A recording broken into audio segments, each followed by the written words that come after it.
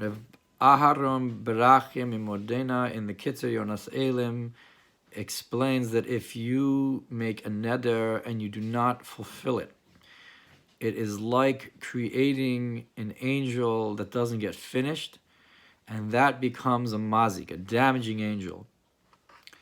And just like in the 6 days of creation, Erev Shabbos ben Hashmashos, right before Shabbos, the Mazikין were created, these damaging angels were created, and I always understood it to be that it was a good thing that they weren't completed. It says that only their spirit, so to speak, was completed, but not their body.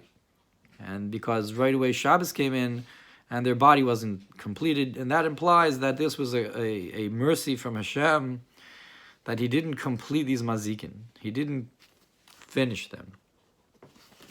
But here it implies that this itself, that they weren't finished, that's what made them Mazikін.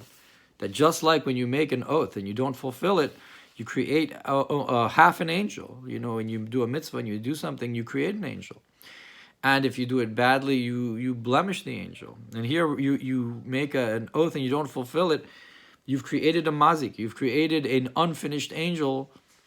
And because the language is here is that it wasn't not nigmar b'chitov. It wasn't complete. That the completeness gives it a goodness. The completeness makes it whole and good. And therefore, when it's not completed, that itself causes the damaging angel. Now, in terms of the Nidarim and the Shvuos, the difference between them, he says that Nidarim are in Bina, and a Shvuah is in Malchus, an oath and a swear. And he points out so a neder, you say Harei Alai, it is upon me, whereas with a shvuah you say Harei Zeh, this thing is forbidden to me. So he says, well, here you have the bina is above you. So that's, you say, it is over me, it is upon me. Whereas this thing itself is lower down next to you in Malchus. And our sages also said, Hanoder noder b'chayei hamelech. If somebody makes an oath, they're taking an oath with the life of the king.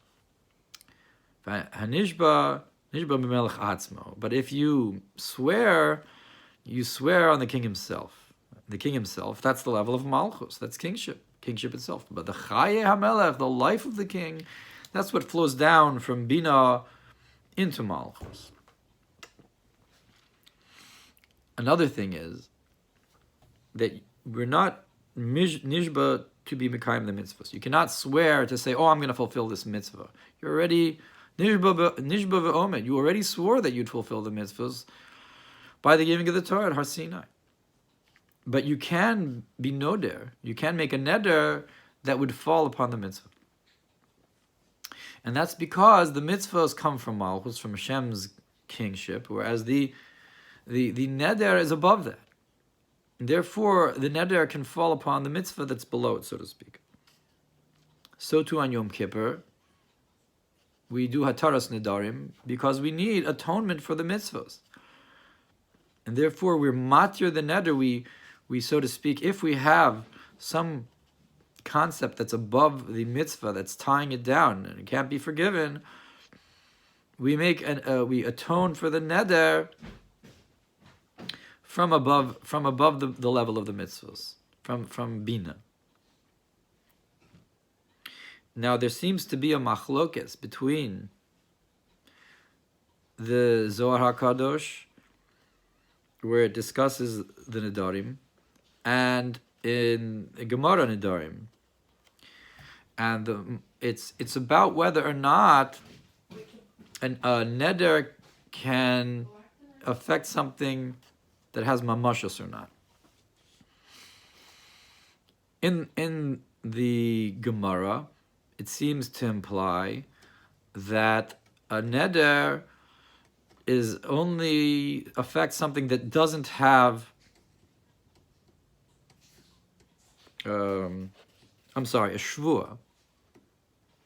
A neder would fall on something that does have mamashos. It does has substance to it, whereas a shvua affects something that doesn't have substance to it. And it brings there, for example, a kitzur is a loaf of bread has something substance, whereas shena, if you swear not to sleep, that doesn't have a substance. In the Zohar HaKadosh, it seems to imply that the shvua is on something that does have substance, whereas the neder is on something that doesn't have substance. And like we see here, that the shvua is on the level of malchus. In comparison to bina, the neder is without substance. It's much higher, more ethereal, so to speak, more spiritual, a much higher level. Whereas the mitzvos are more tangible, so to speak, on the level of malchus. So there seems to be a contradiction, but he says, if you look in the Zohar there, what's the context of what it talks about, the mamashos that the neder falls upon, the substance? He says it's talking about the neshama, the soul, the nefesh. And the nefesh is something in that context that it has substance. But in comparison with a loaf of bread, certainly the